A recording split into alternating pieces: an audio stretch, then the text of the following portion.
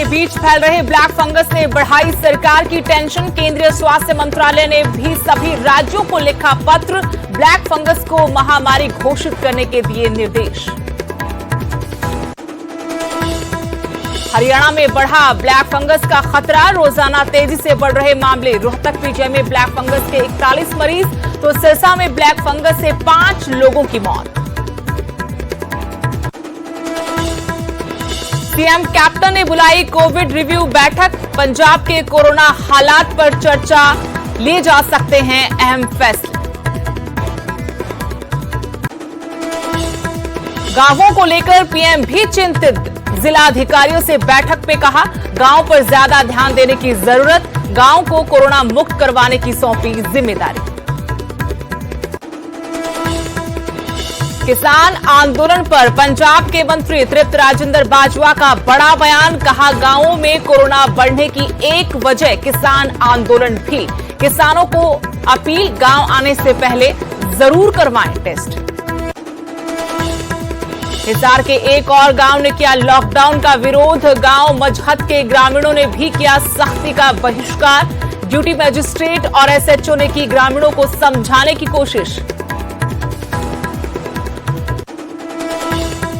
91 वर्षीय फ्लाइंग सिख मिल्खा सिंह को हुआ कोरोना, घर में किया खुद को आइसोलेट।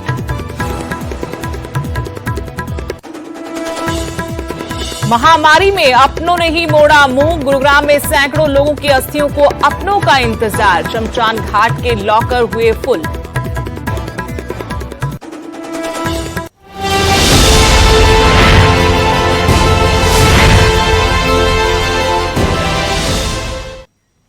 नमस्कार, आपके साथ मैं हूं सतेश नैन मोर। बुलेटिन की शुरुआत करेंगे बड़ी खबर के साथ। रोहतक से बड़ी खबर, जहां ब्लैक फंगस का खतरा बढ़ गया है।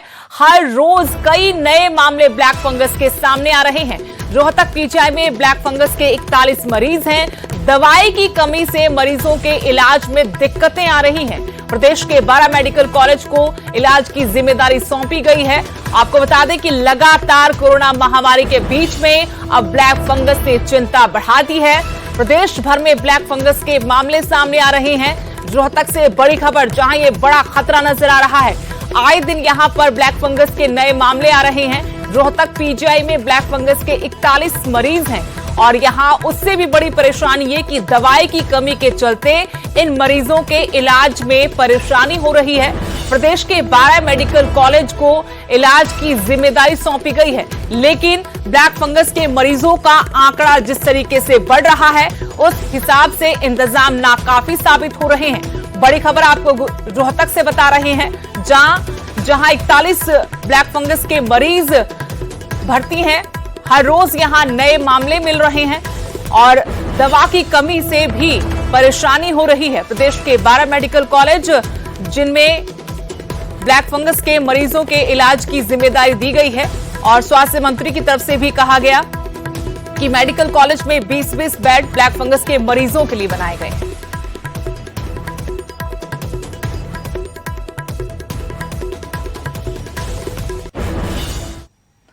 सिरसा से बड़ी खबर, जहां ब्लैक फंगस के मामलों ने टेंशन बढ़ा दी है। जिले में ब्लैक फंगस के अब तक 25 मामले सामने आ चुके हैं। ब्लैक फंगस की वजह से 5 लोगों की मौत भी हुई है। कोरोना संक्रमित मरीजों की जांच के आदेश दिए गए हैं ताकि इस बीमारी से लोगों की जान बचाई जा सके, लेकिन लगातार ब्लैक फंगस का कहर बढ़ता हुआ सिरसा में भी यहां ब्लैक फंगस के बढ़ते मामलों की वजह से चिंताएं बढ़ गई।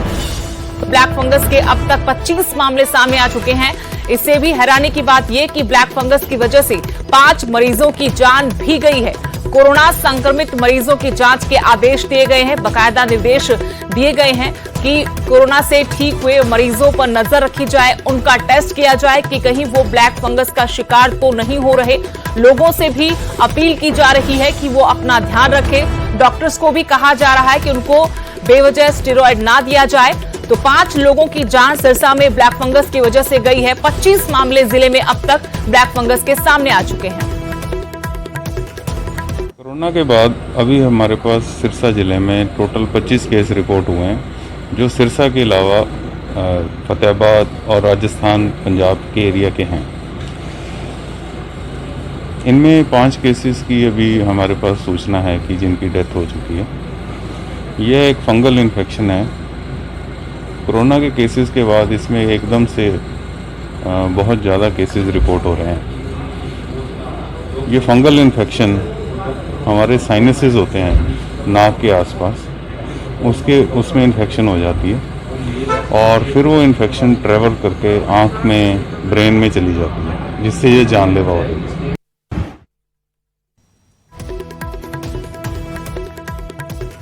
और जानकारी लेंगे सिरसा से मेरे सहयोगी नकुल जसूजा फोन लाइन जुड़ गए। नकुल, काफी बड़ी समस्या अब ब्लैक फंगस नजर आ रही है, मामले लगातार बढ़ रहे हैं। उससे भी ज्यादा चिंताजनक बात है कि 5 लोगों की इसकी वजह से अब तक जान जा चुकी है। देखिए, बिल्कुल सुदेश, जब से सरकार ने निजी अस्पताल के डॉक्टर्स को आदेश दिए हैं कि ब्लैक फंगस से संबंधित मरीजों की जानकारी स्वास्थ्य विभाग को दे, तो उसके बाद से ही सिरसा की खासकर अगर हम बात करें तो मामले हैं वो निरंतर बढ़ रहे हैं। 25 केस अब तक रिपोर्ट किए गए हैं और उनमें 5 लोगों की मौत हो गई है और इनमें 2 लोगों की पहले मौत हुई थी और 3 की मौत कल रिपोर्ट की गई है। आज कैबिनेट मंत्री रंजीत चौटाला ने यहाँ के जो निजी डॉक्टर्स हैं, ENT स्पेशलिस्ट हैं, उनके साथ बैठक की है और उनको निर्देश भी दिए हैं कि इस तरह से एक कोई पंपलेट छपवाया जाए या वीडियो जारी की जाए। डॉक्टर्स की टीम और स्वास्थ्य विभाग के जो डॉक्टर्स हैं उनको भी आदेश दिए हैं कि वीडियो जारी की जाए ताकि जो लोग देरी से पहुंच रहे हैं इलाज करवाने के लिए, अगर उनको जल्दी सिम्टम्स आते हैं तो वो तुरंत प्रभाव से विभाग को रिपोर्ट करें या डॉक्टर्स को रिपोर्ट करें ताकि इस समस्या का समाधान हो सके। लेकिन अब जितने भी केसेस सुदेश ब्लैक फंगस के आ रहे हैं वो देरी होने के कारण उन्हें कहीं ना कहीं किसी की आंख निकालने पड़ रही है या किसी को अपनी जान गंवानी पड़ रही है। और इसके अलावा CMO की तरफ से ये भी निर्देश दिए गए हैं कि जितने भी कोविड सेंटर है वहां पर जितने भी डायबिटिक पेशेंट्स हैं खासकर उनकी जांच की जाए, उनकी ENT से जुड़ी समस्या, आंख, कान, नाक, गले से जुड़ी समस्या जितनी भी है उनकी जांच की जाए। अगर लगता है कि उन्हें किसी तरह के ब्लैक फंगस के सिम्टम्स हैं तो तुरंत उपचार करवाया जाए। फिलहाल इसके अलावा अगर सरकारी प्रबंधों की बात की जाए तो अग्रवा मेडिकल कॉलेज को चयनित किया गया है और वहां पर ही ब्लैक फंगस से जुड़े मरीजों का इलाज किया जाएगा। लेकिन बहुत से मरीज जो ब्लैक फंगस के हैं वो या तो सिरसा के निजी अस्पतालों में इलाज करा रहे हैं या फिर शहर से बाहर बड़े शहरों में इलाज करवा रहे हैं। लेकिन अलर्ट अब जिला प्रशासन भी हो गया है और जो यहाँ के प्रभारी बनाए गए हैं मंत्री वो भी अलर्ट हो गए हैं और जिला प्रशासन भी इसको लेकर अब अलर्ट हो गया है। जी शुक्रिया नकुल जानकारी के लिए। तो 5 मौतें हुई है सिरसा में और लगातार ब्लैक फंगस के मामले भी बढ़ रहे हैं। अब तक 25 मामले रिपोर्ट हुए हैं। प्रशासन भी अलर्ट पर है और खुद कैबिनेट मंत्री रंजीत सिंह चौटाला इस मामले पर नजर बनाए हुए हैं। लोगों से अपील की जा रही है कि वो अपना ध्यान रखें, अगर लक्षण आते हैं तो इलाज में देरी ना की जाए।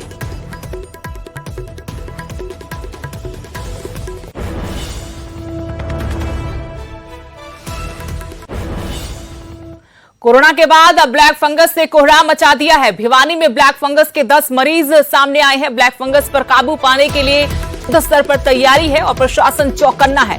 शिक्षा बोर्ड ने कंट्रोल रूम बनाया है। शिक्षा बोर्ड सचिव राजीव प्रसाद कंट्रोल रूम के इंचार्ज होंगे, लेकिन ये बड़ा खतरा है। इसको लेकर केंद्र सरकार भी राज्यों को आगाह कर रही है, तो राज्य सरकारें भी अपने अपने स्तर पर इस बीमारी से निपटने की कोशिश कर रही है। आपको बता दें कि हरियाणा में भी ब्लैक फंगस का कहर अब साफ नजर आ रहा है। कई राज्यों ने, जिनमें राजस्थान भी शामिल है, इसे महामारी घोषित कर दिया है। भिवानी में ब्लैक फंगस के 10 मरीज अब तक सामने आए हैं और इस बीमारी पर काबू पाने के लिए तैयारियां शुरू कर दी गई हैं। प्रशासन चौकन्ना है। शिक्षा बोर्ड ने भी कंट्रोल रूम बनाया है। शिक्षा बोर्ड सचिव राजीव प्रसाद कंट्रोल रूम के इंचार्ज होंगे, लेकिन इस खतरे के बारे में लोगों को जागरूक किया जा रहा है। उन्हें बताया जा रहा है कि किस तरीके से आप इसकी चपेट में आ सकते हैं, कैसे आप वक्त रहते ब्लैक फंगस की पहचान करें। अगर आप में संक्रमण दिखता है ब्लैक फंगस का तो तुरंत आप इलाज करवाएं, लापरवाही ना बरतें।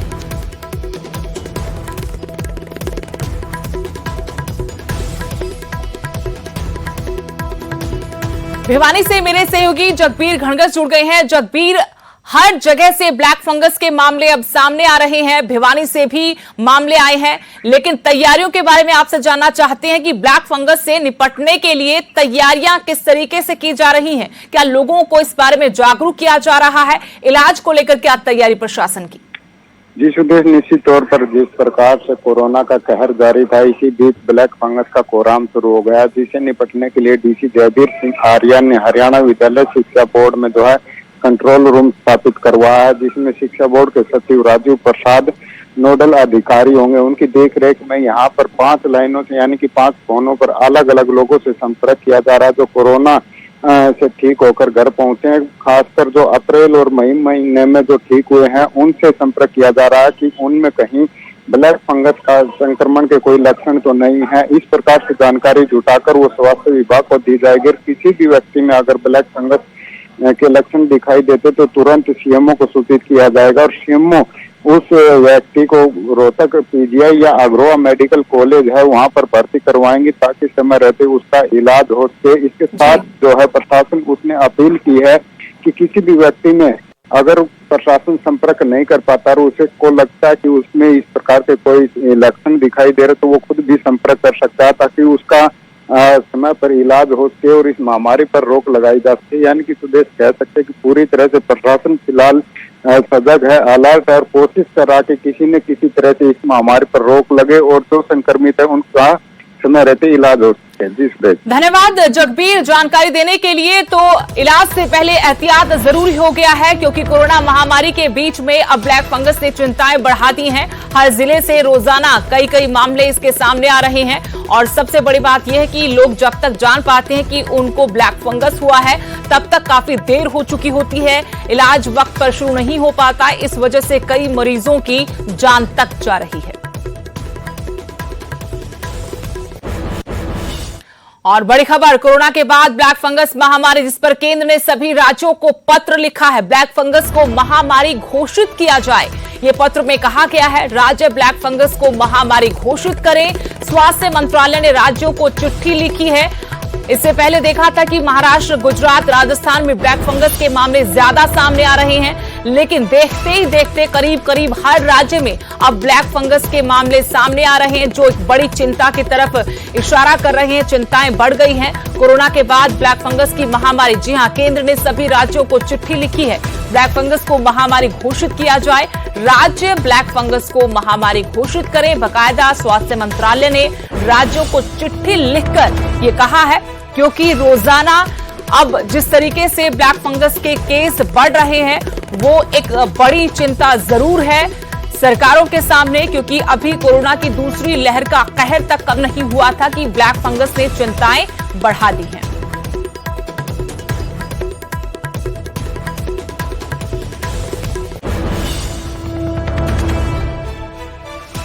बड़ी खबर, विधायक प्रदीप चौधरी की सदस्यता बहाल हो गई है। 19 अप्रैल 2021 से सदस्यता बहाल की गई है। कालका से विधायक हैं प्रदीप चौधरी। नालागढ़ की निचली अदालत ने एक मामले में उन्हें दोषी करार दिया था।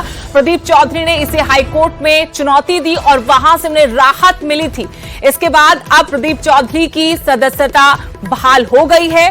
19 अप्रैल 2021 से उनकी सदस्यता को बहाल किया गया है। कालका से कांग्रेस के विधायक है प्रदीप चौधरी। नालागढ़ की निचली अदालत ने एक मामले में उन्हें दोषी करार देते हुए सजा सुनाई थी।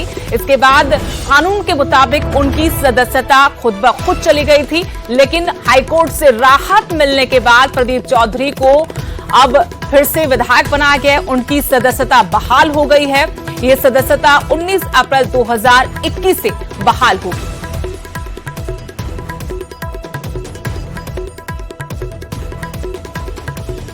और जानकारी हम लेंगे चंडीगढ़ से मेरे सहयोगी अंकित दुदानी इसी खबर पर और जानकारी के साथ। अंकित, कालका से विधायक प्रदीप चौधरी के लिए बड़ी राहत की जो हाईकोर्ट से आदेश आया था, उसके बाद अब उनकी सदस्यता आधिकारिक तौर पर संविधान के मुताबिक बहाल हो गई है। क्या और जानकारी? बिल्कुल सदस्यता बहाल कर दी गई है और जो 19 अप्रैल से सदस्यता बहाल हुई है, क्योंकि 19 अप्रैल को फैसला आ गया था हाईकोर्ट का और जो इनकी कन्विक्शन थी उसके ऊपर स्टे कर दिया था, उसको रोक लगा दी थी। तो 19 अप्रैल से ही विधानसभा अध्यक्ष ने उनकी सदस्यता बहाल की है। हालांकि उसके बाद जब उन्होंने आकर के फैसले की जानकारी विधानसभा अध्यक्ष को दे दी थी, तो इन्होंने कहा था विधानसभा अध्यक्ष ने कि एजी से राय ली जाएगी, और एजी से राय आ जाने के बाद उन्होंने बाकायदा प्रेस वार्ता करके ये बताया है कि उनकी सदस्यता बहाल कर दी गई है और 19 अप्रैल से ही उनकी सदस्यता बहाल मानी जाएगी। तो कहीं ना कहीं एक राहत है बड़ी प्रदीप चौधरी को, क्योंकि कहीं ना कहीं चुनाव भी डिक्लेयर हो गया था और चुनाव आयोग को इन्होंने भेज दिया था लिख करके। अब दोबारा से चुनाव आयोग को ये लिख करके भेज दिया है कि उनकी सदस्यता बहाल हो गई है और अब इसके अनुसार ही वो फैसला लेंगे। धन्यवाद अंकित। तो प्रदीप चौधरी जो कालका से विधायक हैं, उनकी सदस्यता बहाल कर दी गई है। 19 अप्रैल 2021 से उनकी सदस्यता बहाल होगी, क्योंकि उस दिन हाईकोर्ट का फैसला आया था, निचली अदालत के फैसले पर स्टे लगाया था।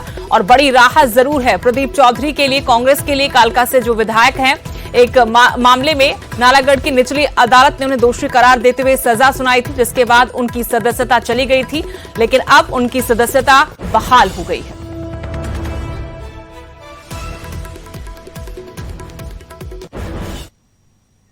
अगली बड़ी खबर, गांव में बढ़ते कोरोना पर प्रधानमंत्री ने चिंता जताई है। कहा कि गांव पर ज्यादा ध्यान देने की जरूरत है, गांव को कोरोना से मुक्त बनाना है।